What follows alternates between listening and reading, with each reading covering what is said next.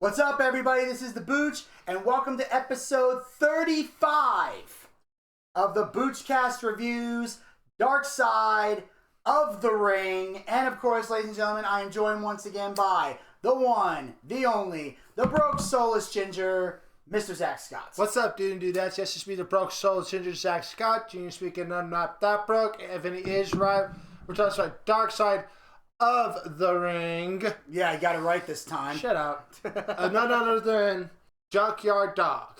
Yes. And, oh my god, I liked him so much. Yeah, dude was cool. People Yeah. was like, how the hell you know Junkyard Dog? I was like, it's called YouTube. And you can watch old dog match. I liked when he got on his hands and knees, headbutting like that. Yeah. Well, that was part of the gimmick, you know, and of course, by the way, for those of you that only watch Darkside of the Ring, the reason Zach and I had that little altercation earlier is because there's a little fourth wall break here. Before we sat down here to do Junkyard Dog, we were filming the Siegfried and Roy episode of Darkside of the 2000s, and he accidentally said Darkside of the Ring for that episode, and I had to kind of remind him that he botched and fucked it up. So that's why we had that little altercation there. I had to throw that in there because some of you who might watch Darkside of the Ring, you don't watch the Darkside of the 2000s. So I had to clarify that for listeners out there. We're kind of doing multiple filmings at one time. You know, it's what we do here in the world of content creation. We sit down, do a lot of recordings, and then edit and distribute to all of you wonderful people. But yes, we are here today to talk about the Junkyard Dog, a guy who is very, very popular, a legend. And I knew the Junkyard Dog was popular. I had no fucking idea he was this goddamn popular. Yeah, I didn't know it either. Like, to the level that they say here that he is, threw me for a fucking loop. Now, Yeah, I did. And, yeah, he was big, he was mean, he was nasty. And this is a time where race was still sort of an issue. White people and black people actually liked Junkyard Dog. He ruled Louisiana with an iron fist. oh yeah. Overcoming incredible odds, a young black wrestler rose from humble beginnings to become a generational superstar, achieving unimaginable heights in a sport dominated by white performers. Pretty much. That's right. It was pretty much a white man's sport. Yeah, well, almost everything was white man everything until eventually black people started being integrated into stuff. So a lot of things were dominated by white people. Kind of like was professional baseball. Jackie Baseball, Robinson. yeah, exactly, and, you know, golf, tennis, a lot of things. And then eventually black people got to play, and then some black people were incredibly gifted at it. Some black people played and weren't that great at it. But, you know, at the time, it was more heavily dominated. His charisma and his personality got him over as a fan favorite, and he's considered the most prominent black wrestler in history and paved the way for all the black superstars of today. So if you're black and you're in professional wrestling, you owe a debt of gratitude to the Junkyard Dog. To shit upon him is to shit upon all the advancements that black people have made in professional wrestling. Pretty much. He was discovered by Bill Watts, who gave him his name, his music, and all the tools to make him a star.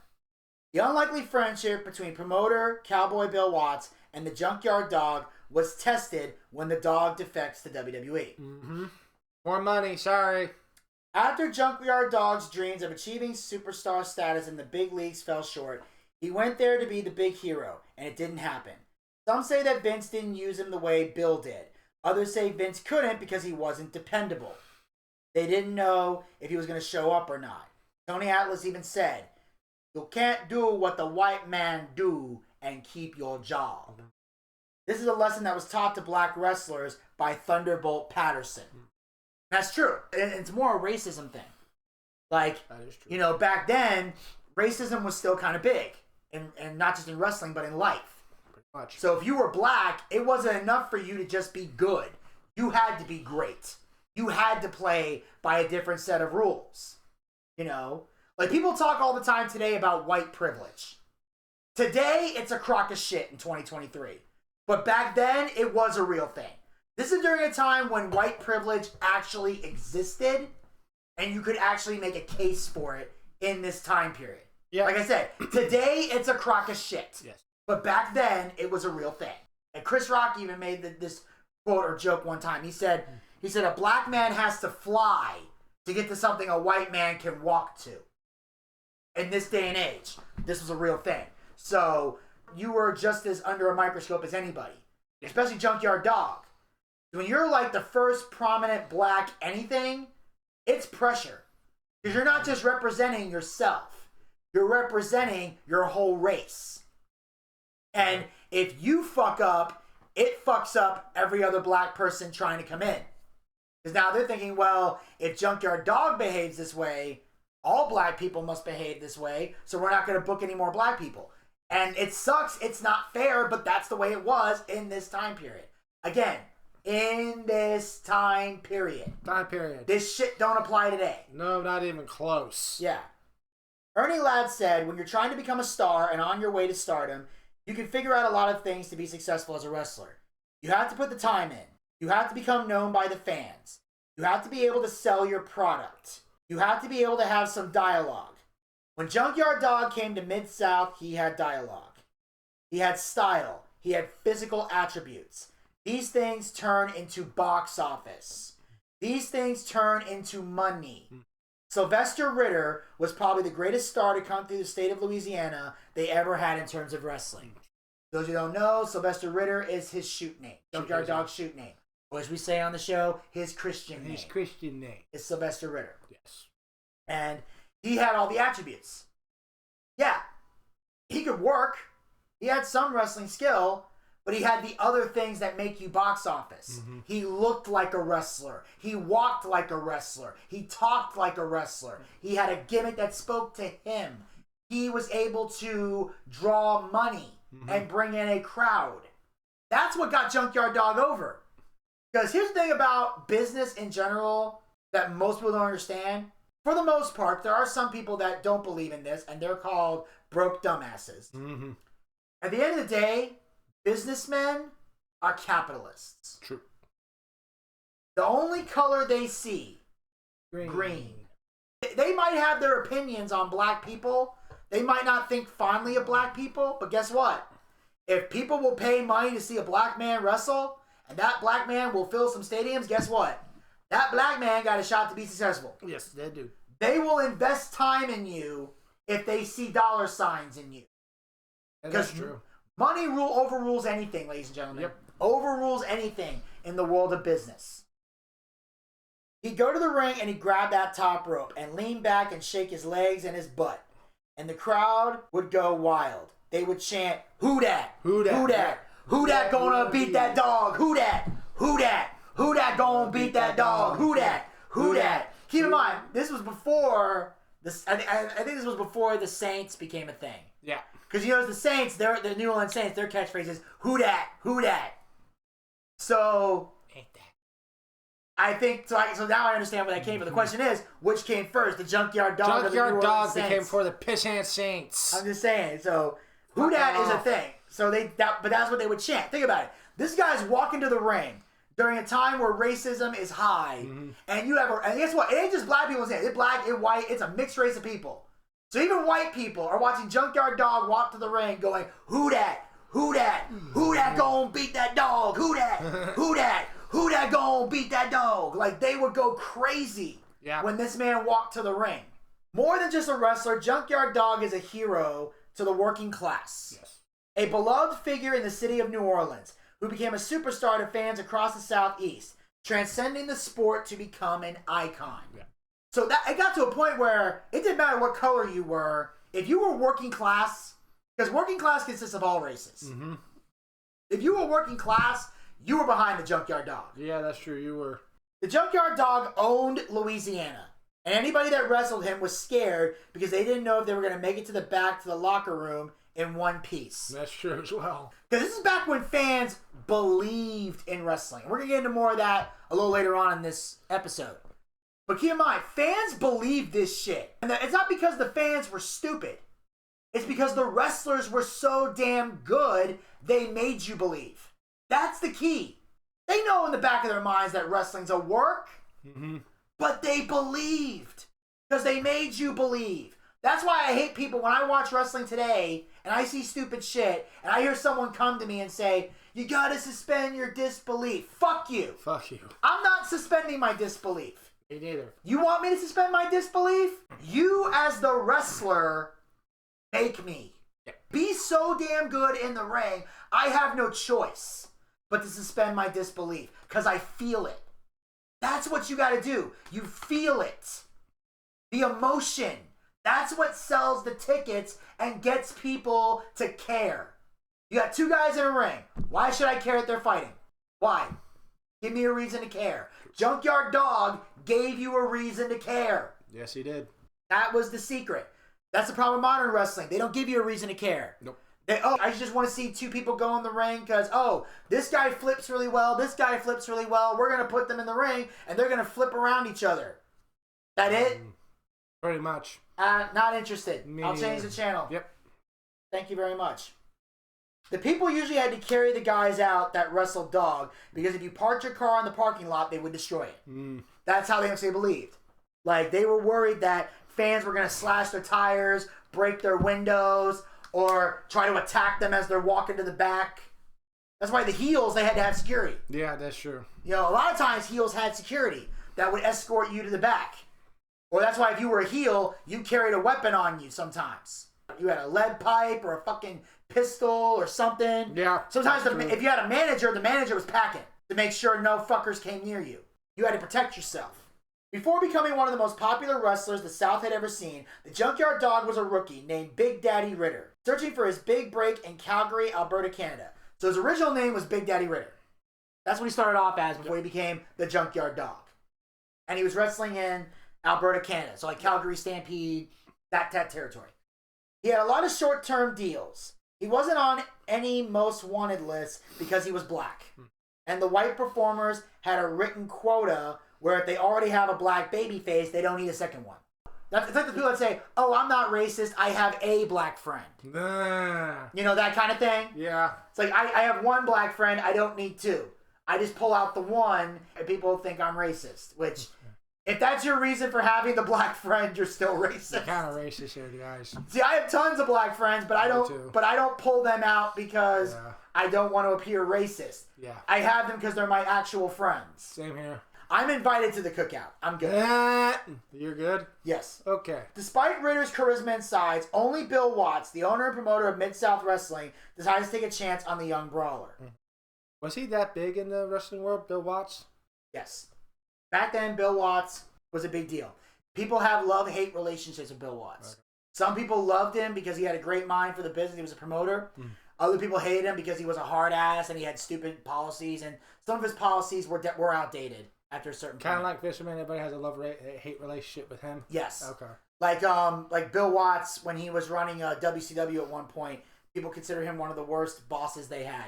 People couldn't stand his ass, at least in WCW. I can't speak for Mid-South. I think he was good in Mid-South. I think, I heard that too about WCW. He was also good friends with Coco Beware, Tony Atlas, and Teddy Long. Good old Teddy Long going with a 5-on-5 tag team at you when we going against The Undertaker. Yeah. I miss Teddy. He was the ultimate babyface fucking manager of all time. He also was a heel a few times. Yeah. So he was good. He was a good manager and he was a good referee. I heard from a couple of people that I know that that know Teddy he's actually a pretty humble dude. He is. I met him. Teddy Long was actually a nice guy. I've met Teddy and I've worked with Teddy.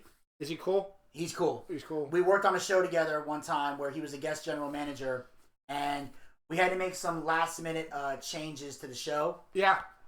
Because originally the promoter was going to come out and announce Teddy Long as the general manager, kind of give him the power. Yeah.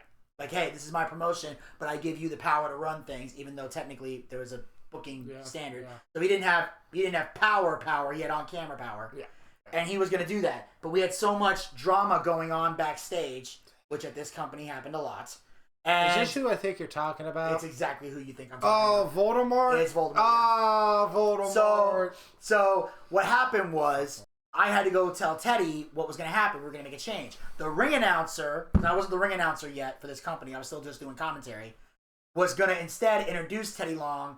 And then Teddy Long was going to make an announcement and say, hey, thank him for coming out and everything else. And I was supposed to tell him to say thank you, but I couldn't bring myself to do it at the time. So I'll tell the story. I go find the ring announcer and say, hey, we got to make these changes. He goes, okay, we got to go find Teddy. So we go backstage, and we're at the gorilla position by the curtain. And it's me, the ring announcer, whose name I can't remember, and Teddy Long. Okay. And this is where another one of those surreal moments for me in wrestling, where I'm giving Teddy Long directions on what we're doing. I'm basically... it's Teddy Long. And Teddy Long's a Hall of Famer. I'm not. Man. But I'm here telling Teddy Long, okay, Teddy, here's what you need to do. But I'm not doing it in an arrogant way. I'm telling him this because I was the right-hand man to Voldemort at the time. So it was poor bastard. It was my responsibility. So I'm telling Teddy what's going on. And Teddy's listening. He's understanding what to do. And I said, yeah, because he really wanted to be out here to do this. So he's very, very upset about it. But we need to do everything else. And Teddy said, in that case, I'll thank him. Because Voldemort specifically said, mention my name and say thank you. But I thought it would be too pretentious to say that. So when Teddy said, I'll just do that, he said, I'll say his name and I'll thank him. And I looked at Teddy and said, dude, I love you so much right now. And everybody starts laughing. He goes, you have no idea how much you're going to save my ass by saying that. And Teddy laughs. He looked at me and he goes, that's what I do, player. Junkyard Dog's style was he was a brawler, a street fighter. He didn't wrestle or put people in holds. Bill Watts loved it because he was athletic and made it look real. He had a policy that if you went to a bar, got in a fight, and got your ass kicked, you were fired. Because again, this is how serious they take wrestling. You might have heard us talk about this, or at least me talk about this, in previous Darkside episodes, especially during the Grand family. I'm sure this came up. Here's the thing. It's very, very important in wrestling back then that you believed it was real. Wrestlers were not allowed to lose fights in real life back then. Because no one's supposed to be stronger than a pro wrestler. True. That's why they would say shit like, if you get in a fight, you win by any means necessary. And the most promoters would say, look, I'll handle the lawyers. If there's a lawsuit, I'll settle out of court. Or if we got to get a lawyer, I'll get you a lawyer. I'll handle the lawyer fees. I'll cover everything. But you cannot lose a fight. And you also, if you do win the fight, you got to leave a mark. You got to leave a black eye, a busted jaw. Even if you gotta bite his face and get a bite mark somewhere. That guy has looked so banged up that when he shows his friends what happened to him and says, I got in a fight with a wrestler, their first thought is, oh, I don't want to fight those motherfuckers. But here's the thing, he was a brawler. Junkyard Dog didn't go out there and do shooting star presses. He didn't do suicide dives out of the ring. He didn't hit 20 super kicks. He fucking was a brawler. He made his fights look real. He didn't go out there and try to chain wrestle. You know why? Why? He didn't fucking need to. Oh, he did it. He didn't need to do that. He drew money and entertained crowds by just being a brawler and a street fighter. Pretty much. He gets brought into Mid-South by the booker, Ernie Ladd. Yeah. So in Mid-South, the promoter was Bill Watts, but Ernie Ladd was the booker. Yeah. Ernie Ladd was another black wrestler, but he established a reputation, and that's why people respected him. Ernie Ladd was a very good booker. Yep. Very good booker. Who didn't know that Junkyard Dog was not a technical wrestler. His gift was being able to connect with the audience. That's true. So again, he was not a technical guy. He didn't go out there and do holds and hip tosses and shit, but he connected with the audience when he walked to that ring. Like again, he had such an aura around him that when they walked to the ring, they did the chant. Who dat? Who dat? Who dat gon' beat that dog? Who dat? Who dat? They fucking did that, and he didn't have to go out there and do 50 different fucking moves or kick out of someone's finisher 19 times. He simply told his story, did psychology, and made his matches look like real fights. Yes, that's true. And he was able to do it without hurting his opponent. At least not intentionally. There might have been some accidents. I don't know. There's always accidents. There's always accidents, but accidents in professional wrestling. They're called botches for a reason. Well, yeah, and they're mistakes. You know, sometimes you might be throwing a working punch, but it might get away from you. You tag the guy a little too hard. But that's why we say, brother, ease up. We give you that chance to correct yourself. Now, if you don't correct yourself, eventually you're going to get tagged back. There's only 2 instances where you're allowed to hit somebody for real. One, they hit you for real first, and they're not listening to you after a few warnings. Or 2, they don't sell. Okay. If you're not selling, we can beat your ass. Because you are not exposing the business and you ain't making me look like a pussy. So you can either sell my punch or I can hurt you. That's a policy. That is a policy. Other than that, you take care of your opponent. Mm-hmm. So you're not allowed to injure the person, but if they're getting a little squirrely, you can humble their ass a little bit. Yeah, I hear you. That's saying, maim, not kill. Maim, not kill. If it's necessary. They created matches that fit Dog's style and had him only do moves that he could do well. So he did clotheslines, thumps, body slams, tackles. Yeah. He did the moves that he could do. That's it. And that's what you do with every wrestler. You accentuate the strengths and you hide the weaknesses. And you complement the style of the person you're working with. That's why the more adaptable you are in a ring, the easier you are to work with and get booked. Very true. That was Bruno Sammartino's advantage in his prime, was he could adapt to anything. In a certain match, he could be a brawler. In other matches, he would be a technician. In certain other matches, he'd do high spots galore. He'd be the spot monkey a little bit, if it was required. True. To boost Junkyard Dog's star power, Bill Watts and Ernie Ladd know they need to find the perfect villain for Junkyard Dog to face in the ring. Mm-hmm. That man was Ted DiBiase. $1 Million Man. Actually, this is before he became the $1 Million Man. Yeah, that's true. This is back when he was just Ted DiBiase. Yeah. It was in WWE where they gave him the moniker the $1 Million Man. Yeah. Outside the ring, they became very good friends.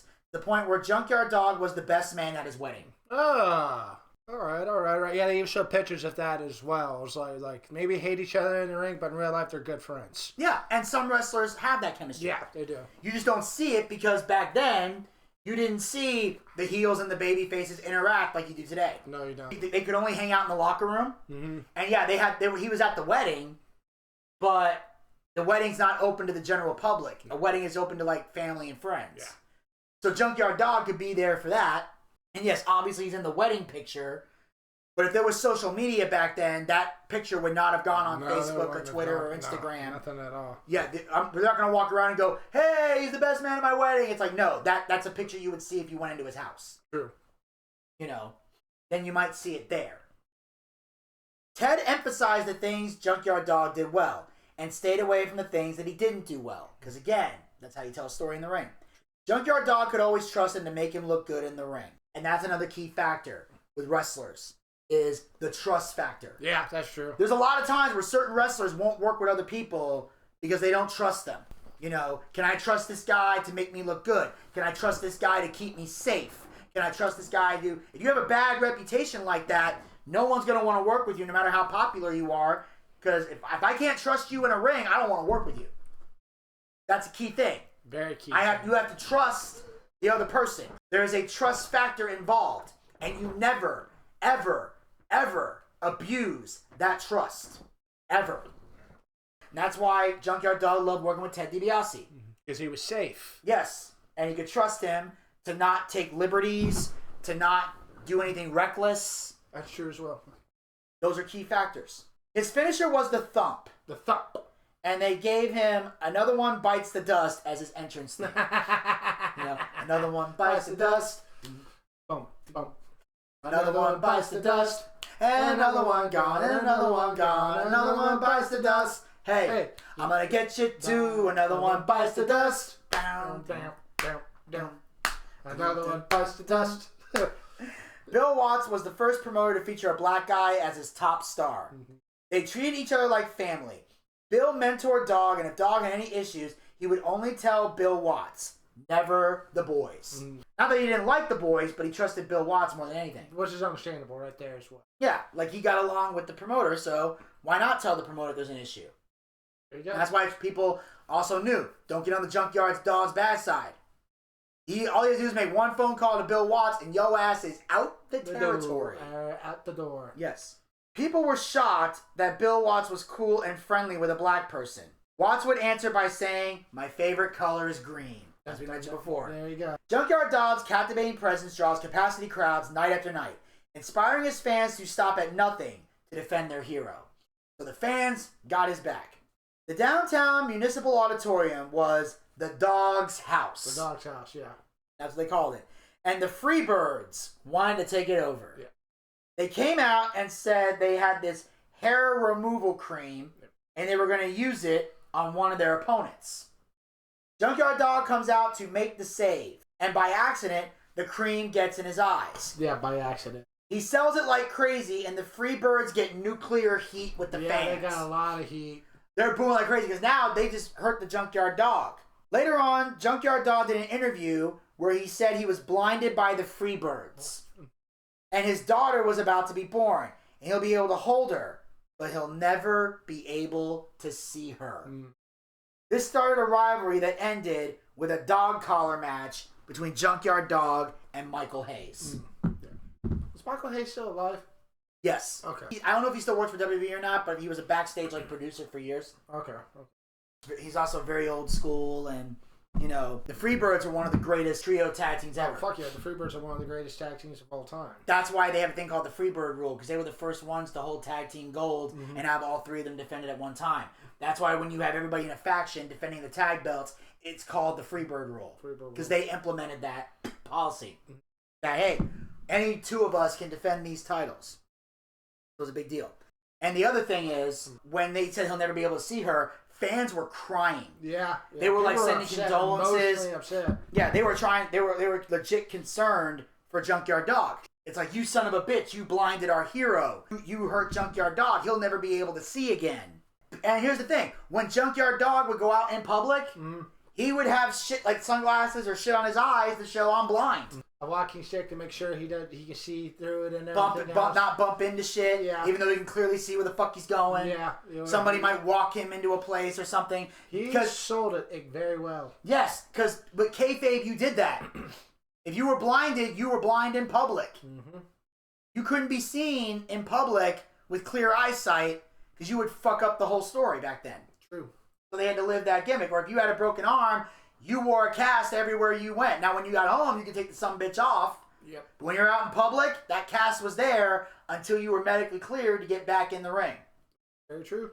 Very true.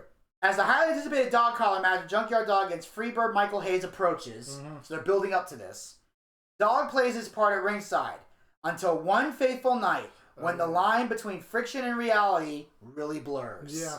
The Freebirds are in the ring, and they see Dog and start taunting him. He's sitting at ringside watching. The Freebirds are celebrating, and then the Junkyard Dog, oh, look at you, you blind motherfucker, you can't see us, ha ha. Now, unfortunately, there was no John Cena, so they couldn't go, you can't see me. Would have been funny. It'd be a lot cooler if they did. But all of a sudden, some guy comes over the railing, and he's right there at Dog's shoulder, and he's got a gun. Because back then, you could bring guns into places. And he says, don't worry, Dog, I got him. And for 2 seconds, Dog is conflicted about whether or not to grab the gun and save the Freebird's life, while at the same time exposing the business and showing he can really see. Or does he sit there and let him shoot the Freebirds? So Junkyard Dog don't know what to do. Now, most of you out there are probably thinking, fuck the business, you can't let him get shot. It's like, nah. Not this time. Back then, that was a big deal. That's true. If he exposes that he can really see, that's the end of the territory. That's the end of the business. That's the end of their careers. The whole thing gets shut the fuck down if he does anything. So he doesn't know what to do. Luckily, the cops came over the railing and took the guy down before he could shoot. So one time the cops actually did something good. Yeah. Well, now Zach, here's the $1 billion question though. What's that? You're the Junkyard Dog. You're sitting there. The people are supposed to think you're blind. A guy comes over your shoulder with a gun ready to shoot the Freebirds. What would you do in that particular situation? I have no clue. You don't know what you would do? What would you do? I'll tell you exactly what I would do. I had time to think about this. This is what I would do about the Junkyard Dog. They say the gun was over his shoulder, right? So he's next to him with the gun. Like, let's say the gun's right here. Okay, like I'll show you an example. Make your hand simple with a gun and put it right by my shoulder. This is what I would have done. I would have reached up with this hand and grabbed the gun. Then I would have turned and took the gun out of the fan's hand. Now, obviously, I did that slow, but I would be a lot faster if it was a situation. And then I ripped the gun out of his hand and throw it away. And then have the cops come and get you out of there. Yeah. Then what I would do is, I would go like this with my hands, try to get my stick, and locate the ring, and I would get in the ring after the Freebirds were gone and everything, and I would cut a promo. And this is the promo I would cut. I would say this. I would go, Where are all my fans in New Orleans? Hear them all cheer. And I'd be like, look, I want to say something right now to the fan that was sitting right about where I was earlier. Now look, I know some of you are a little confused right now because I just took the gun away from this individual and stopped him from shooting Michael Hayes and the Freebirds. Now I know y'all are sitting here going, dog, how did you do that? Well, it was simple. Even though I cannot see, I could hear where he was. I could feel the presence of the gun right next to me. So it was easy for me to grab and rip it away. And a lot of you right now are wondering why I would do this. To the man who blinded me. To the man who made it impossible for me to see the birth of my child. Well, the answer's simple. As much as I appreciate my fans wanting to help me, as much as I love all of you standing behind me, at the end of the day, this is my fight. This man ruined my chance to see the birth of my child. Death is too good for a Freebird Michael Hayes.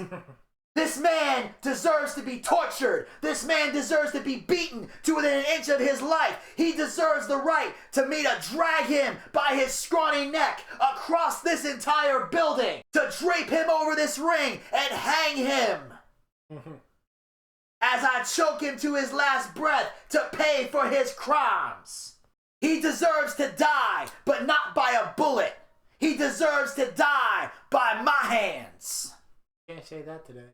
And when it's all said and done, Michael Hayes, you will regret the day that you and the Freebirds set foot in the dog's house. Drop the mic. Walk away, walk away. That's how you do that. Now see, I just justified everything. The fans are now on my side because they get it now. Yeah, they do. Yeah, I want Michael Hayes to die, but if you kill him, I don't get the satisfaction of beating this man to death. Yep. I want to beat this man to death. This man deserves to die by my hands. By my hands. That's how you sell that. That's true. Emotion, tickets. Yes, I should be writing for a wrestling company. But they keep on kicking them out of the room. Yes! See? Well, if you book me to write for you or book for you or put shit together, this is the type of quality you can get from me. And yes, I am selling myself right now. Any company out there, you need a booker, you need a writer, you need somebody to help you structure shit, call me. Gator does it all the time and thanks me later. I wish he'd thank me with some money, but... Yeah, right. I'm just saying, I can't pay the rent with thank yous. No, you can't. Under the guidance of the legendary promoter Bill Watts, Junkyard Dog has emerged as the main event superstar in Mid-South, drawing record-breaking crowds for the company. He was the Black Hulk Hogan. He would go speak to students and help out organizations because he cared about helping others. Yeah.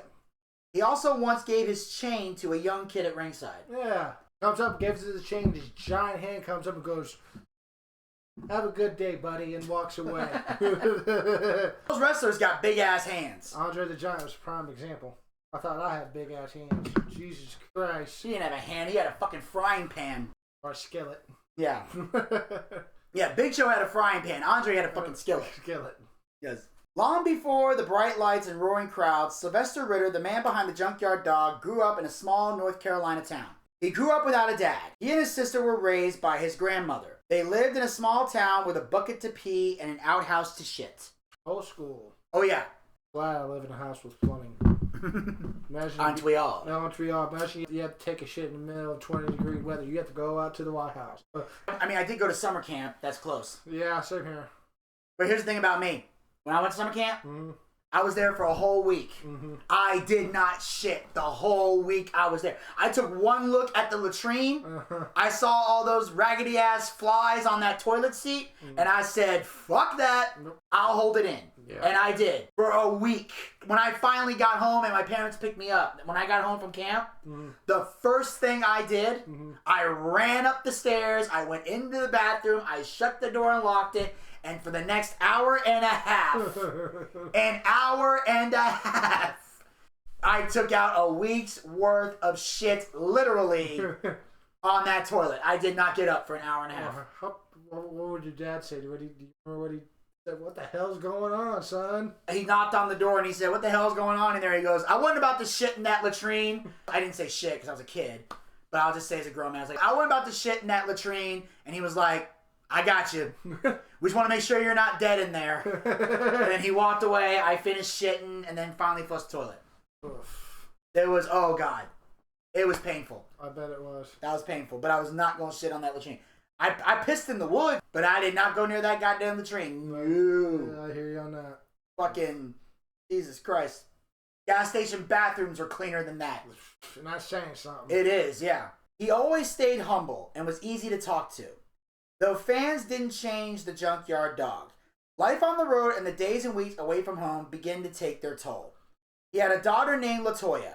He was a great father and loved his daughter very much. He was just on the road all the time. Yeah.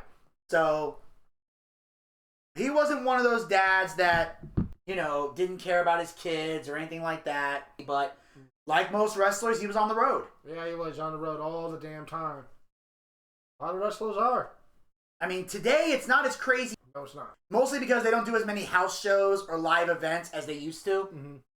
So a lot of times it's mostly just TV and pay-per-views. Yeah. So you're home quite a bit. Yeah. Like, for example, if you only wrestle on Monday Night Raw, then you only have to travel on Mondays. You fly out to where you're going, and then eventually you fly back home. Yeah. Then you're home for a couple days, and you go. And then, of course, for pay-per-views, you fly out for that and shit like that. Unless you're going a different brand. Now, if you're on Raw, SmackDown, and NXT and all that, then you're doing your fair share of fucking traveling. Yeah. But it's not as crazy as it used to be. It used to be like 300 plus days a year. Because when they weren't on TV, there was house shows almost every night. Yep, that's true. They were out somewhere. Yep. So back then, there were territories. So you were going to this show, that show, traveling over here, going to different places. It was a big deal. Yep. It was on the road that Junkyard Dog started experimenting with drugs. What wrestler didn't in the 80s. Yeah. His big thing was pills. Join the club. Join the club. Speed, downers, and sleeping pills mostly. Yeah. So that's kind of what he did. He had basically pills to help him sleep and pills to help him stay awake when he needed to. Because when you're traveling on the road, sometimes you got to get to a gig. You can't really go to sleep yet, so that's why they take the speed or the trucker crank to stay awake and get to where you need to go. He also grew out the nail on his pinky to help him snort coke. So he got a long pinky nail. You can scoop it up and do lines. Yep. One time he did a bump in front of his nephew, and he looked at him and said, "If I ever catch you doing this, I'll kill you." And the nephew said that's all he had to say. So that was Junkyard Dog. He knew that he needed that stuff. But he looked at his nephew and went, "Don't you ever do this shit. Don't you touch it at all. You don't want this life. No, you do not. No, it's too late really for me." It's like when your parents tell you smoking's bad for you while holding a cigarette in their hand. You don't realize until you're an adult that it was too late for them. That's why they need this shit, because their lives were stressful. Yep. You don't have the kind of stress where you need cigarettes yet. Not yet, no. I didn't get that way till college. Junkyard Dog also got a lot of rats. And some of them actually paid to sleep with him. Instead of the opposite where you're supposed to pay them. Yeah. So there were wrestlers that got to fuck the rats. Which, for those of you who don't know, rats is an insider wrestling term. It means groupies. Groupies. In the music world, they say we got groupies. In wrestling, they call them the rats. Or the ring rats. Ring rat. So some of them are rats, but the women actually paid to sleep with Junkyard Dog. I want that gig. Seriously. I want to become so fucking famous that women will pay money to sleep with me. That's why male gigolos, I've always found them fascinating. I always have. Right, yeah. How do you get a woman to pay for sex? And I think I have the answer. I think this is the only theory that I got. What? I think when the women pay for the sex, it's not just for the sex. I think they're also paying for the cuddle afterwards and everything else. I think as a male gigolo, they really want the real, like, the boyfriend experience. Yep. Is the best way I can describe it. I think that's what they're paying for. Because if a woman wants sex, you can get it from any guy. Yeah, that's true. That's why I've never understood that. That's why I have more respect for male gigolos. And, of course, male gigolos, they charge more money. Yeah, they do. Just imagine how much the gay ones get. They probably get a bit more money than straight. Oh, yeah. The gay ones, they make more money straight. That's why there's literally guys out there that they do the joke where they say they're gay for pay. Like, they don't go to, like, gay bars and shit like that. But if a gay guy paid them enough money, they'd fuck him. Or let them fuck him. Or whatever. Yeah, and one more thing. We'll go back to Junkyard. I was watching this prison movie one time, and one gay guy, And he's gay guy. He said this is like, why does every straight man think the gay guy wants to fuck him? And I go like, yeah, that's pretty much because most gay guys don't like straight guys. I can answer that question. Why? Here's why. The reason straight guys assume every gay guy wants to fuck them is because straight men, and I can also speak for myself on this, so I'm not putting myself on a pedestal. Straight men in general don't have very high standards when it comes to sex. Like, as straight men, when it comes to a girlfriend or a wife, we have standards. We're not going to date just any girl, and we're not going to marry just any girl. But we'll fuck just any girl. Mm-hmm. You know, if you're a guy and you haven't had sex in a long time, you'll lower your standards. Like, you obviously you want the supermodel, you want the hot chick, but if you're desperate enough, you'll bang the fat chick with the club foot at the end of the bar. If you're desperate enough. I can't even be mad at him. Hashtag Tiffany. So, guys will lower their standards. Yeah, guys will lower their standards. So we're assuming if you're a guy, you're capable of doing the same thing. Yeah. Like, if let's say you're a gay guy, and for whatever reason, you happen to be in a situation where you're not getting any dick for whatever reason. Mm. You might see my fat ass sitting at the end of the bar and go, well, might as well give it a shot. And you'll come over and try to shoot your shot. That's all I'm saying. It's not because I think I'm sexy and desirable. It's because I'm saying straight men will lower their standards. Maybe gay guys will too. Mm-hmm. That's the answer. It's more of a, guys will fuck anything kind of thing. Tony Atlas traveled with him so he could get free beer, food, and get laid. There you go. Because Junkyard Dog is one of those people that's like, I'm going to pay for everything. Mm-hmm. And in some cases, people are like that. That's why Tony liked to ride with him. If they were going out for beer, Dog picked up the tab. Mm-hmm. If they went out for food, Dog picked up the tab. If they were getting pussy, Dog would provide the pussy. And in some cases, that happens. That did. One time, Tony needed some money. The Junkyard Dog got 3 girls to come over to the hotel, and they each paid $100 to sleep with them. The girls. The girls did. Dog then looks over at Tony and says, he don't do no screwing. He like your feet. So he gonna play with your feet. You let him play with your feet. Yeah, that's true. Tony Atlas had a foot fetish. So there'd be some girls that would fuck Junkyard Dog, and then Junkyard Dog would pass some of the girls over to Tony, but he would say, look, you gonna play with your feet. I never got understood that way. Guys like... Yeah, I don't either. Like, he'll have a girl walk across him, walk on his back or whatever, or stick his foot in his face or mouth or whatever, like, so he was into feet. So that's why he would do that. So Tony plays with the girl's feet. Dog's about to fuck the other girl when there was a knock at the door, and it was the girl's husband. Uh-oh. Showed up. So he tried to fight Dog, and Dog beat the hell out of him and threw him out of the hotel. And kept the bitch. The girl ended up staying. Oh my God. Okay. That's got to be the saddest moment in your life as a man. If a dude is fucking your girl and you go to fight him, he whoops your ass, and the girl doesn't go home with you. Divorce. That's divorce right there. Mm-hmm. Either he's filing for divorce or she fitting to file for divorce. Mm-hmm. And not only that, she paid $100. But back in those days, that's a lot of money. To fuck her up. That's the thing. She paid. Here's why I feel bad for the husband.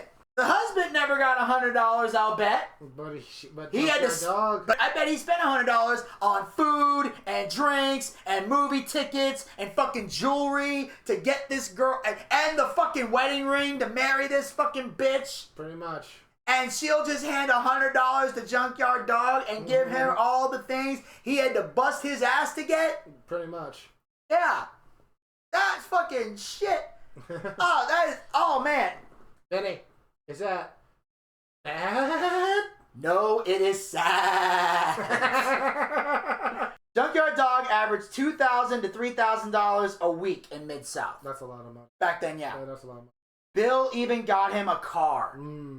So the promoter bought him a car and gave him anywhere from $2,000 to $3,000 a week. Where the fuck was Bill Watts? Yeah. I would have loved... oh my God. Jesus Christ. That's a lot of money. I couldn't even get gas money from Voldemort. I hear you on that. I mean, I eventually got paid, but I had to quit a few times for that to happen. A few times, yeah, okay. I'm just saying. And even then, that didn't last very long. No, Getting paid. It was a nightmare. But this dude got $2 to $3 grand a week and a fucking car. And a car. Jesus Christ. I would have liked to have worked for Bill Watts. Yeah, same here. Fuck. Okay. You know what? I'll tolerate all this stupid shit. If I'm getting $2 to $3 grand a week and you're buying me a car. Yeah. I'll take bumps in the ring, sir. Mm-hmm. I'll be that announcer that the heel can grab and throw around the ring to get his heat. I don't fucking care. So as long as that money clear. That's true. As long as that check clears. That check clears. Shit. As one of the biggest draws in the territory, the Junkyard Dog catches the eye of the WWE promoter Vince McMahon. Yeah. In the summer of 1984, McMahon makes Junkyard Dog an offer that's more than double what he's paid under Watts. So now, like he said, he's making $2 to $3 grand a week. Yes. So he's gonna make about $4 to $6 grand a week. That's a lot of money. So again, that's a hard thing to turn down. Yeah, that's true. I mean, and that's the thing about Vince and certain promoters is sometimes they'll throw enough money at you to where you got to make a deal. Yeah, that's true. And as Junkyard Dog, that's a hard thing to offer. Yeah. I tell Vince, like, look, this is what I would have done if I was Dog. I said, look, Vince, I appreciate that. I'm going to talk to Bill Watts and see if he can at least match that offer, just out of respect. If he can't, you got a deal. And I would go to Bill Watts and I would say, look, man, I love you. We've been through so much together. That's true, they have. This is an offer I just got from the WWF. It's hard for me to turn this down. If you can give me a contract saying you're willing to match this offer, I will stay. But if you can't, I got to go take this deal. Yeah, I hear you on that. And I would have been man up to say that to him. And look, man, I ain't trying to be disrespectful. You've done a lot for me. But this is too good an offer for me to pass up. And that's true. And that's business. It's just business. And that's a key thing that in wrestling, most people can't do. But they should do. And I learned this lesson when I worked at HVMA. You got to separate the business from the personal. You have to. You have to. You can like somebody personally, but if business-wise it's affecting you, you got to fire that person. Or you might not like somebody personally, but if business is going well, you don't have to be friends with the guy. Pay him his money and send him on his way. Now, in some cases, you got a business and a personal friendship, which is good to have. But as long as nobody's stabbing you in the back or backdooring you, a Junkyard Dog came up to Bill Watts, friend to friend, man to man, said, look, here's the situation I'm in. I got to take this. Thank you for everything. That's true. And shake his hand. Now, if Bill Watts wants to say, fuck you, motherfucker, you fucking traitor, and all that shit, then you can go, all right, fine. Be petty like that. But I got to do what I got to do. That's true. A lucrative offer from the WWE proves too strong for the Junkyard Dog to resist, as I mentioned before. As he suddenly departs Mid-South, sending shockwaves through the territory and leaving promoter Bill Watts stunned. Watts was heartbroken because he had given Dog everything and built him up to be a big star and loved him dearly. Now, again, as I was just talking about, you separate the business from the personal. Junkyard Dog was making the right decision for business. However, the way Junkyard Dog went about this is not the way to do it. He should have been man enough to look Bill Watts in the eye and tell him the truth. And shit like this, and this is where I'm going to shit on Junkyard Dog for a second. People want to know why promoters don't treat the wrestlers well. Or why certain territories, wrestlers don't get treated a certain way, or they deserve this, or they deserve that. Here's why. Because as much as people talk about promoters fucking over workers, I have told a couple of those stories myself. But at the same time, there are some wrestlers who will fuck over promoters. And to be fair, I'll even say this. I've seen a few wrestlers who fucked over Voldemort when he did right by them. I've seen certain wrestlers that did fuck him, even when Voldemort didn't deserve to be fucked. I know that's hard to believe. Yeah, I know, right? But there were rare cases where that did happen. Yeah, I hear you. I'm not going to name any names, but it has happened. You know what I'm saying? And sometimes, because of that, promoters have a hard time trusting wrestlers to do the right thing. Everybody's worried about getting fucked. That's the problem. That's why you got to separate business from the personal and just do right by the people that are doing right by you. And sometimes you get fucked. And when that happens, It makes you not trust people. So the way Junkyard Dog went about this is an insult to wrestlers. It's because why would I give this wrestler everything if you're just going to fuck me over like the other guy did? That's why, you know, people are more mindful with contracts. That's why contracts are important. Yeah. I mean, a lot of times wrestlers did things on a handshake. And back then, handshakes to a degree meant something. Today, they don't. No, they don't mean shit. You need contracts for shit like that. And you need to be able to go, look, you can't just leave out of the blue. You know, if you get another offer, this would be, if I was a promoter, this is what I put in a clause. You have an opportunity to go somewhere else. And you're going to make more money somewhere else. Mm-hmm. There's 2 requirements I would ask of any wrestler that wants to leave my promotion. Number 1, finish out the storyline that we have set up for you. The rivalry that we got. Whatever towns I have you booked for, you honor those dates. You honor those commitments. If you have a title, you drop that title before you leave. That's the first thing. The second thing is, if you get an offer somewhere else, you come talk to me face to face and give me a chance to see if I can match the offer. Because if the only reason you're leaving is money, and I can match the offer they're giving you, I'm willing to do that if you're worth it.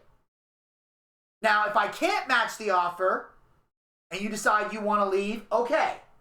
Just finish out these dates, and then you can go. And if you follow those 2 rules, we will part on good terms. I will shake your hand, I will thank you for everything, and you can go. And the door will be open for you to return in the future if you decide to. And I think that's fair. I think that's fair too. You know, honor your dates, honor your commitments, do what you got to do, and then leave. True.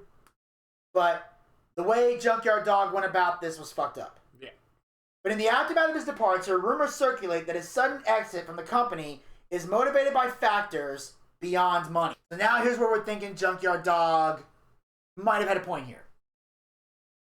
According to Teddy Long, Dog said he was in a bathroom stall and he heard Bill Watts and Grizzly Smith come into the bathroom. Uh-oh. So, Bill Watts having a conversation with Grizzly Smith, as we mentioned before. Grizzly Smith, we know all about him, but he was heavily connected in wrestling. He was a promoter himself. He pretty much owned the territory that he worked in. But Bill Watts and Grizzly Smith, and again, Grizzly Smith kept his private life so private that even the people who worked with him and were close to him had no idea of his, you know, underage behaviors. Yeah, true. You know what I'm saying? So they come into the bathroom and they didn't know he was in the stall. Grizzly Smith told Bill Watts, well, I think we're going to lose Sylvester. I heard he's going to WWE. He's going to New York. Now, what I'm about to say right now is a quote. Quote. Bill Watts said, don't worry about it. That Niagara ain't going nowhere. What? I said Niagara. Okay. That's the way he covered it. You see a bunch of libertarians with pitchfork and blowtorches, don't come crying to me. Fuck him. But he didn't say Niagara. He said the word we use Niagara for. Yeah. He said don't, and he used the hard R. Yeah. Which was bad. Yeah, very bad. It was bad. But he said, don't worry about it. That Niagara ain't going nowhere. Yeah. 6'3", 200-something pounds pissed off guy. Yeah. Real smart. That's when he decided to leave and go to Vince. Yeah.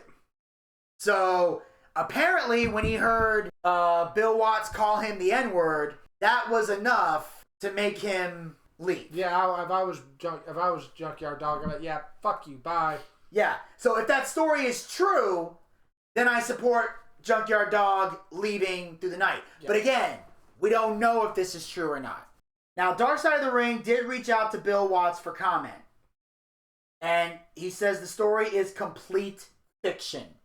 Now, we didn't actually hear from Bill Watts speaking. This is just a little disclaimer that came up on the screen. He's still alive or is he dead? He's still alive. Bill Watts is still alive? Yeah. I thought he was dead. Well, like they said, they reached out to him for comment. Okay. Which means he's just not man enough to come out and say, this didn't happen. It might have happened. Or they weren't able to record him and they weren't willing to pay. Because here's the thing.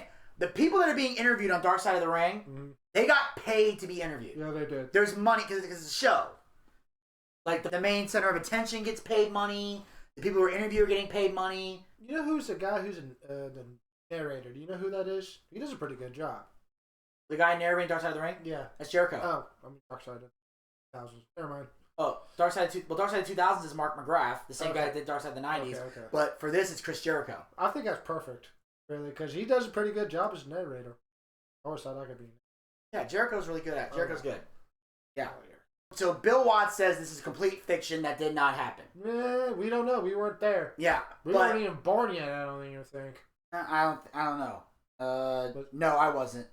I don't know about you. What year? Well, this is around 84. I was born in 86. I was born in 87. I was born in 80. So yeah, so we weren't around for this. Yeah. Where's the time gone? Vanished.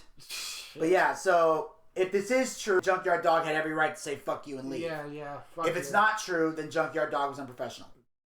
After the Junkyard Dog leaves Mid-South in the summer of 1984, Bill Watts began a search for his replacement.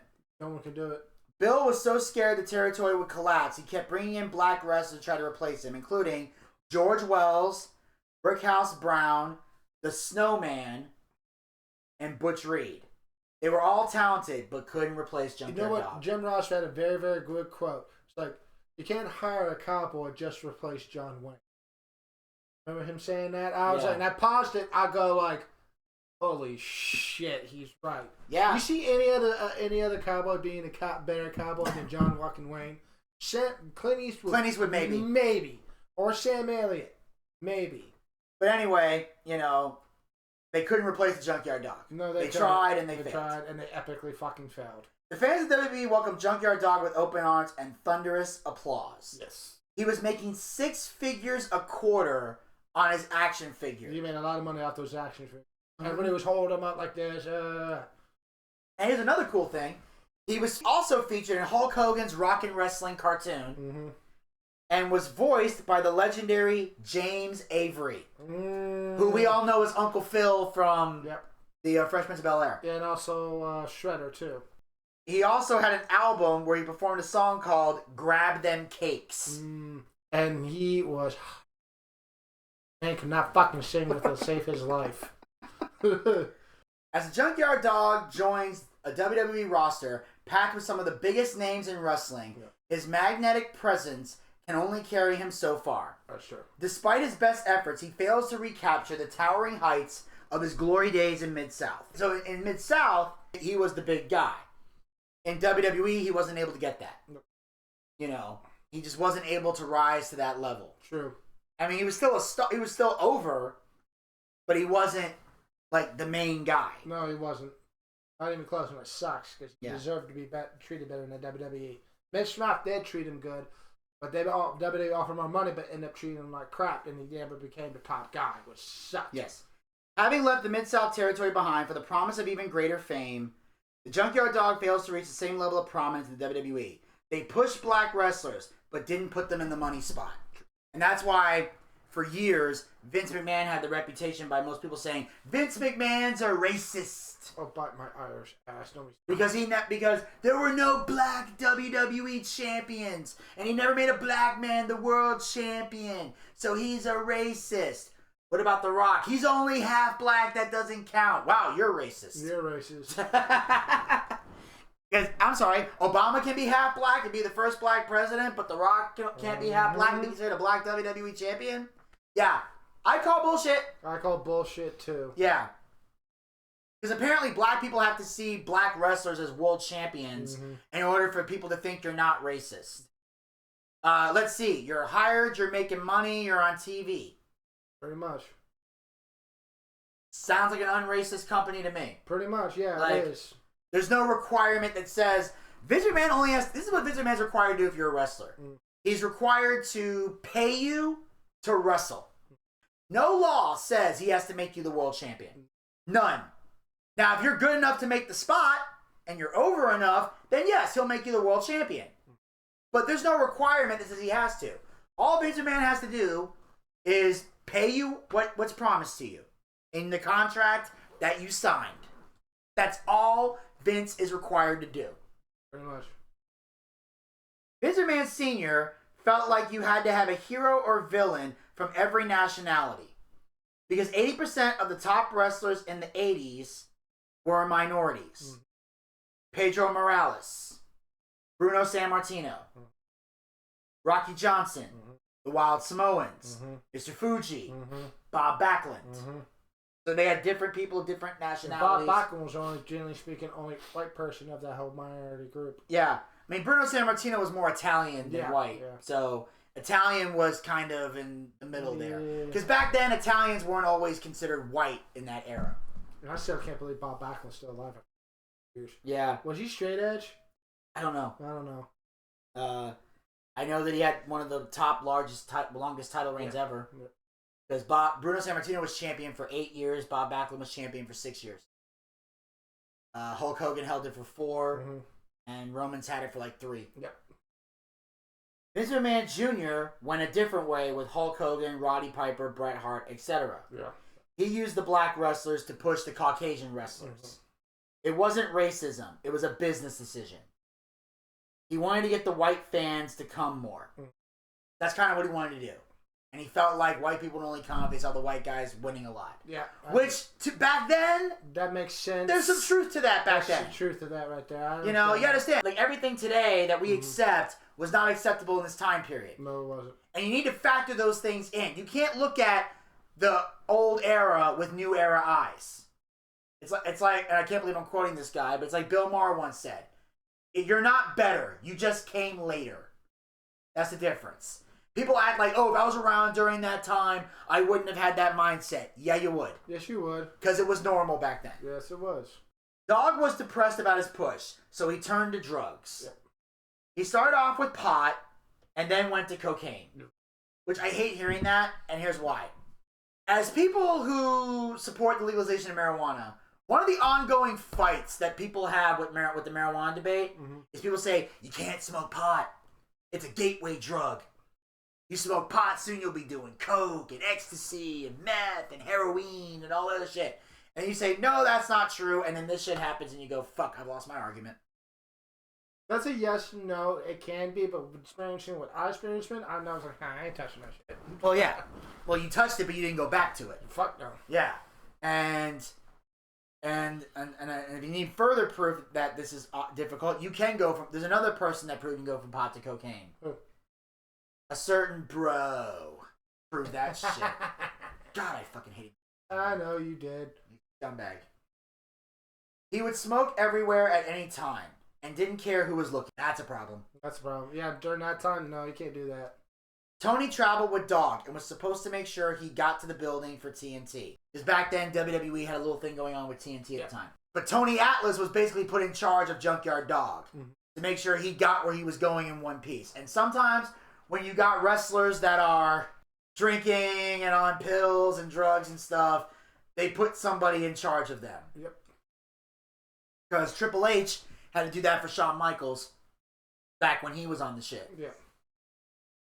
I think Triple H was also straight edge too, wasn't he? He was. Yeah. He didn't smoke or drink or anything like that. That's why the Clique accepted him. They thought, designated driver. Pretty much. So while Scott and Kevin and Shawn and Waltman and... What about The Rock?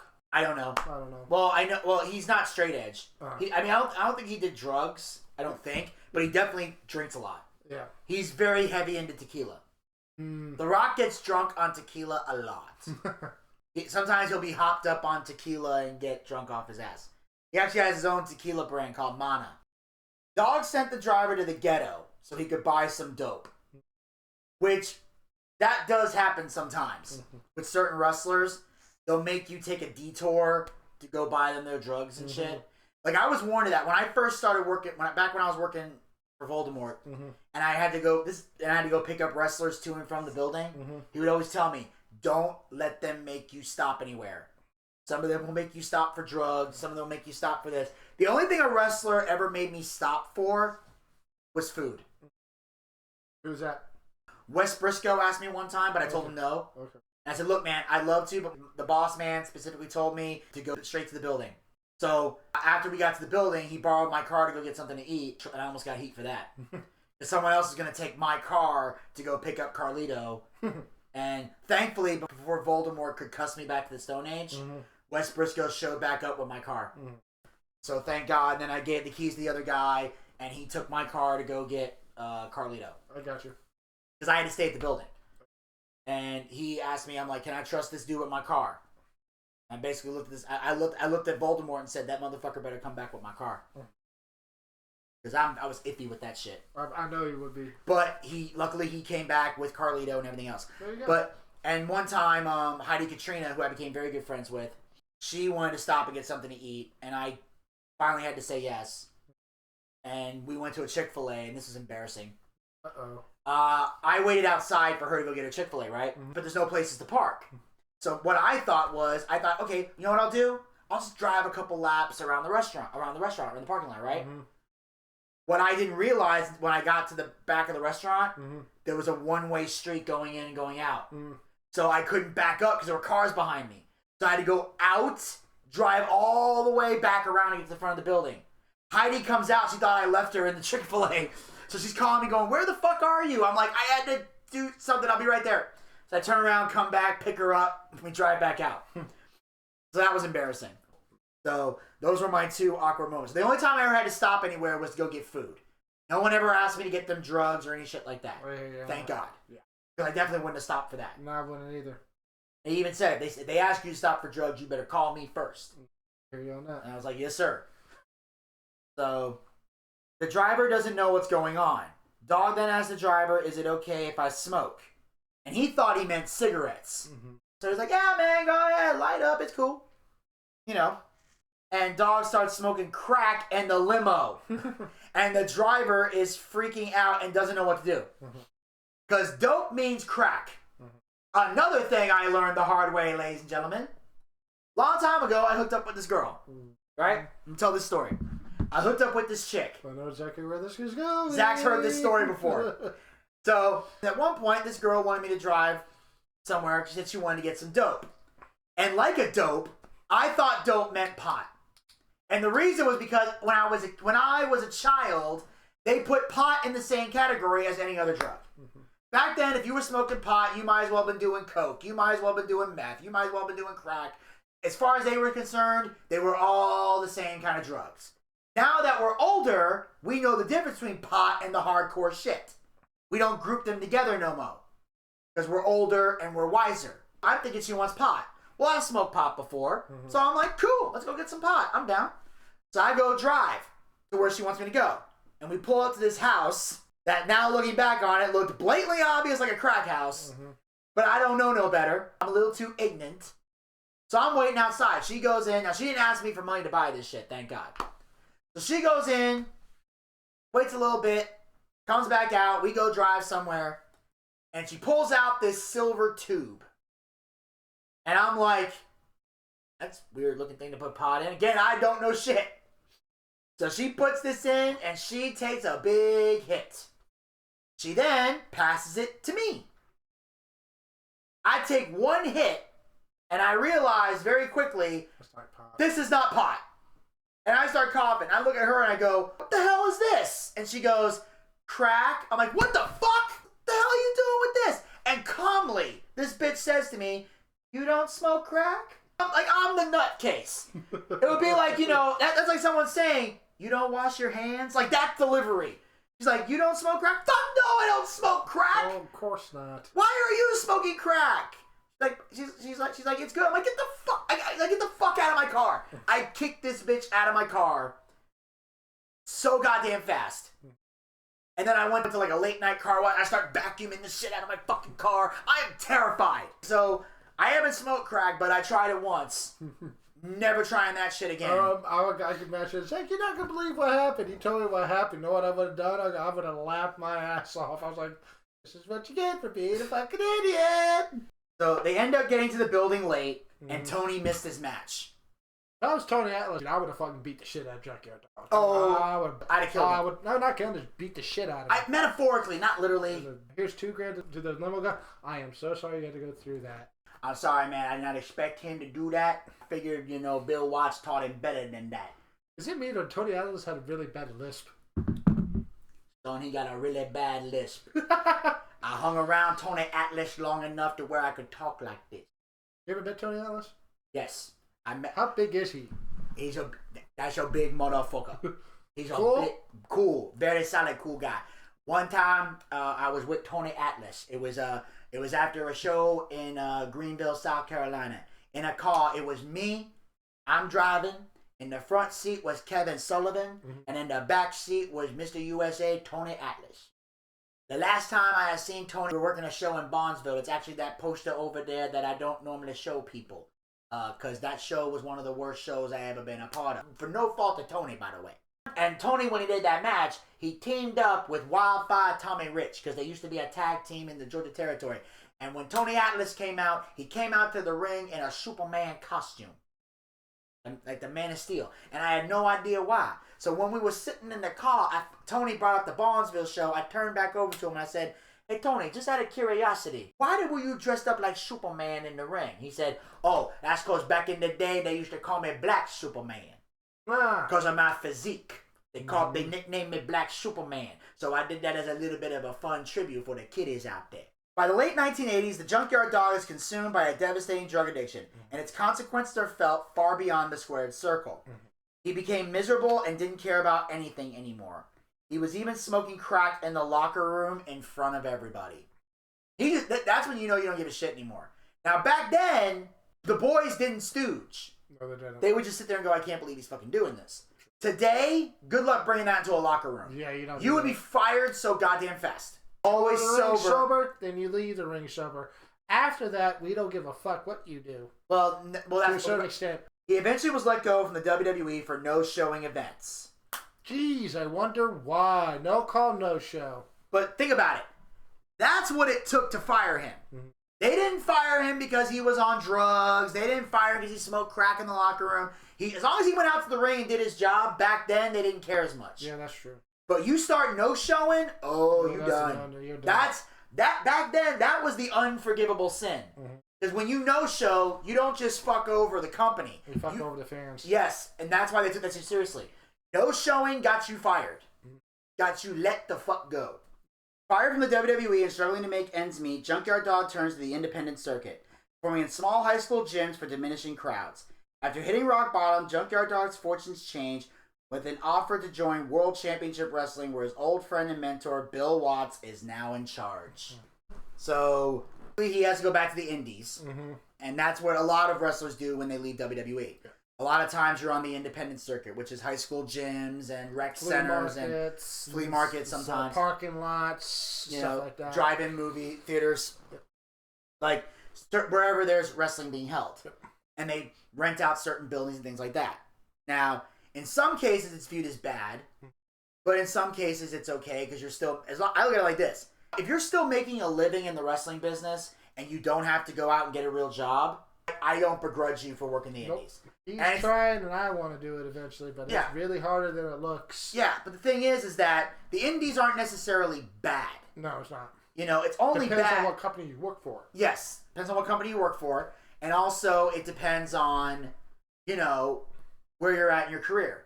Like there are some people who work on the indies but have to work jobs on a regular basis, like the lower level guys. Then you got certain people who are on TV but still have to work a regular job as well. I won't say this person's name, but there's a particular wrestler who was in ECW who worked a regular day job as a construction worker nowadays and wrestled on the weekends. Or if you ever saw The Wrestler with Randy the Ram, he worked in a deli.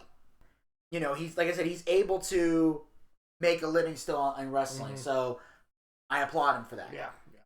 He looked bloated and out of shape, and it was clear his glory days were over. Yep. He would go out to the ring, wrestle for 2 minutes, get his money and leave so he could go get high. When he had his drug fix, he was happy in isolation. But when he needed money, he'd work a show on the indies, get paid in cash, and go get his drugs.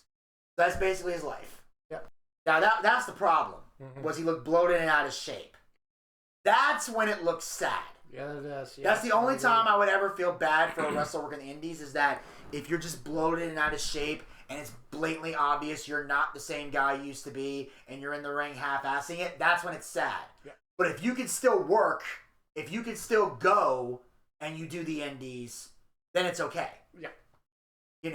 At least stay in shape. Because there's some people who go to the indies look better. Case in point, Carlito, who's back in WWE now. You notice his physique is different? His physique's totally fucking different. He finally got jacked and looked in shape. He did that while working the indies. When I first saw him, on the indies, I worked shows with Carlito. Mm-hmm. And I saw how fit and in shape and fucking great he looked.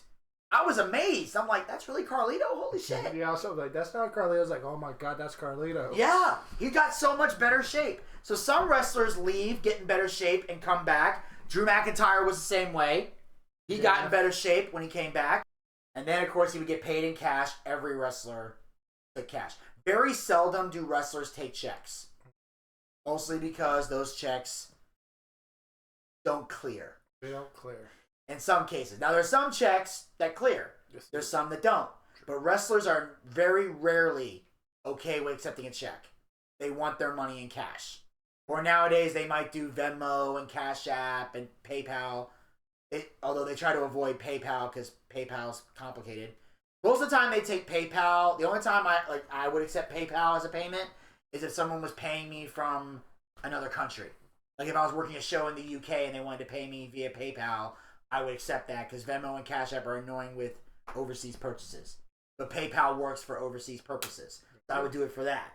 But nowadays they'll accept that. But back then, you better have their money and you better have it in cash. Yep.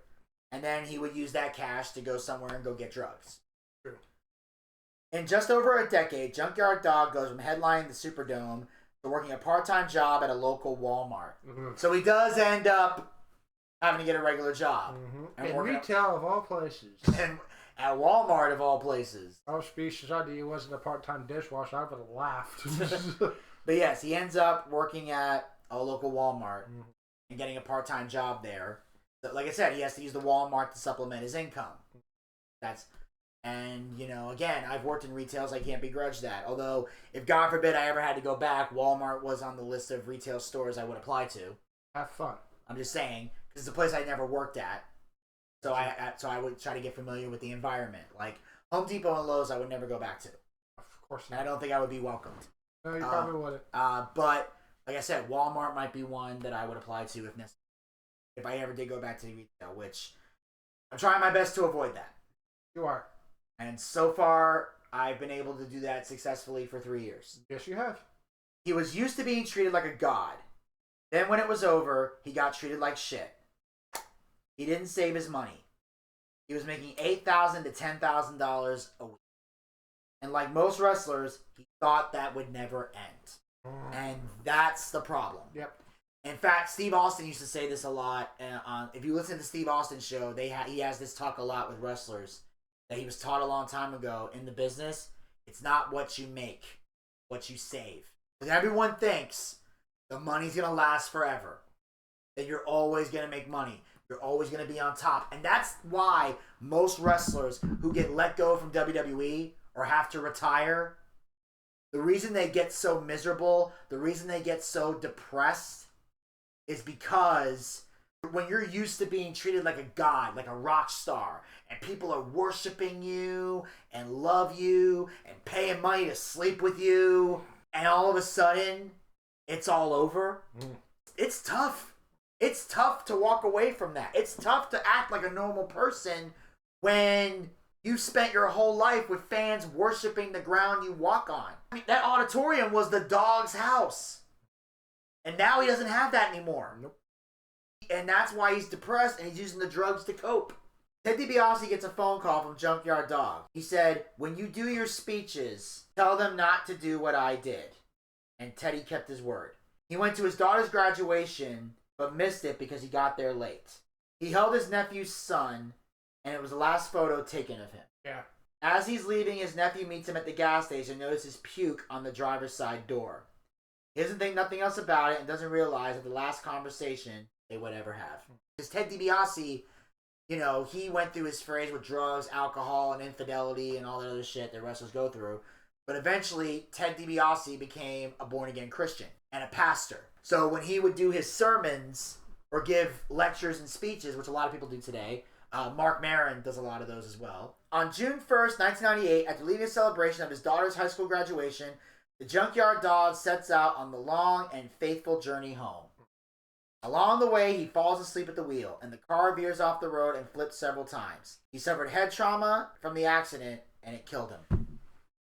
So, He didn't die from drugs. He didn't die from alcohol. He died in a car accident, being sleep deprived. He could have easily avoided it if he pulled over somewhere and took a nap. And here's the thing that I don't get. Why are we in such a rush to go home, is my question. You could have easily pulled over somewhere, could have found a rest area, or grabbed some stuff to keep you awake. Hell, last I checked, he hadn't gone to rehab. He wasn't sober. Grab some of those speed shit that you were doing to stay awake at least. Hell, I know I got long trips on the road. I drink lots of soda. Coffee. Now, granted, it's not always in a Taco Bell cup. It's usually in a bottle. We just happened to go to Taco Bell before we started recording today. That's also why that bag's over there. I'm going to eat some of that later. But I always have something to keep me awake on the drive because that's what I do. I train myself to stay awake in those kind of times. Or if I feel like I'm going to pass out, I might pull the car over to a rest area somewhere and fall asleep or do something else. Bill Watts wishes he could have told him how much he loved him. Jake Roberts knew he was caught in the trenches of addiction and was happy that the pain was over for him. Kind of shitty to say. You think it was kind of crappy of him to say that? No. Because Jake understands addiction. He understands depression. And Jake also understands that, Jake was one of those people that for a long period of time in his life, he wanted to die. He begged to die. He tried committing suicide and failed. He even said that whenever a wrestler died, he used to get mad and curse God and go, "Why not take me? I'm clearly the fuck up here. Why are you taking me?"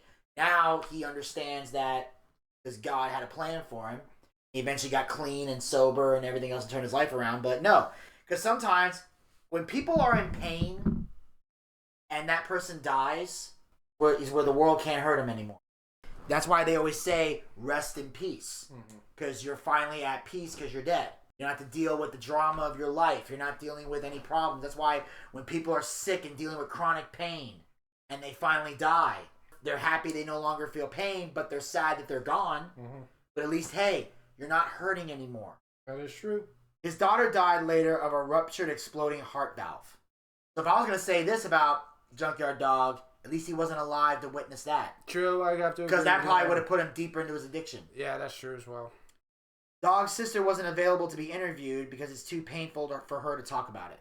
That's true. So she didn't. So she didn't want to be on to talk about that. Yeah, I hear you on that. And then of course it all ends with, and then here's the public service announcement that comes at the end of this. If you or someone you know is struggling with substance abuse or a mental health disorder, call the SAMHSA National Helpline at 1-800-662-HELP 4357. Or visit www.shmhsa.gov for free confidential treatment and referral and information 24/7.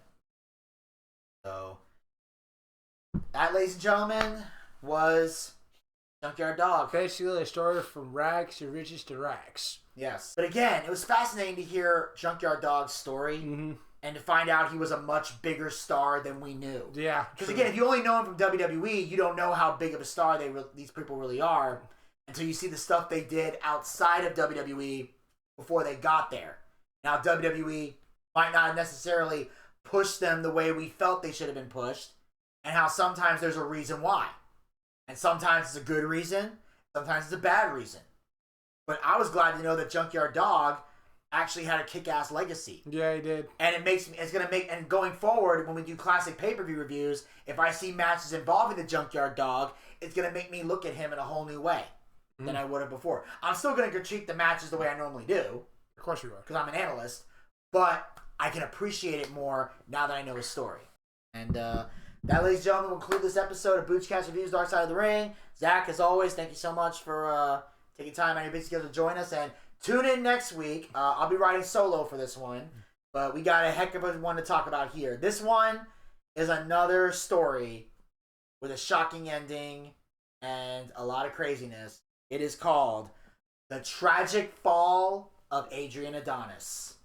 It's going to be next week here on the Boochcast. So make sure you guys follow us on all of our podcast platforms. The link is down in the description box below. Make sure you follow us on all our social media platforms. That link will be down in the description box below. And support the Boochcast.